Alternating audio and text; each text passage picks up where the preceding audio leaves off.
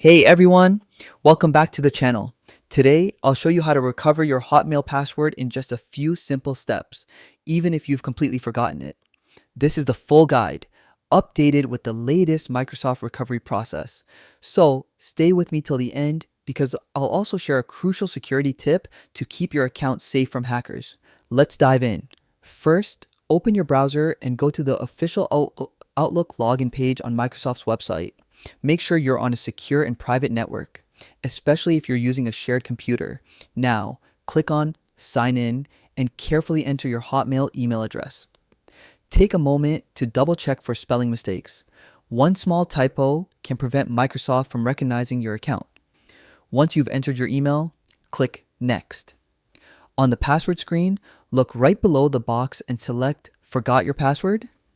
This will take you to Microsoft's recovery page. Here, you'll see a few identity verification options, such as receiving a code via your alternate email or phone number linked to the account.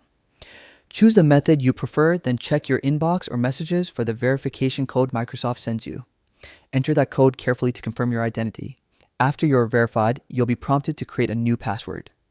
Make sure it's strong and unique. Mix uppercase and lowercase letters, numbers, and special symbols. Avoid using birthdays or common words.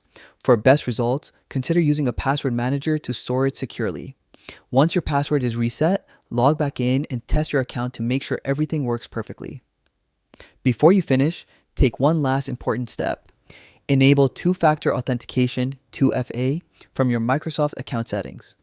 This adds an extra layer of protection, so even if someone gets your password, they still can't access your account without your approval. And that's it. You've successfully recovered your Hotmail password and secured your account. If this video helped you out, don't forget to like, share, and subscribe for more quick tech tutorials like this one. Stay safe online, and I'll catch you in the next video.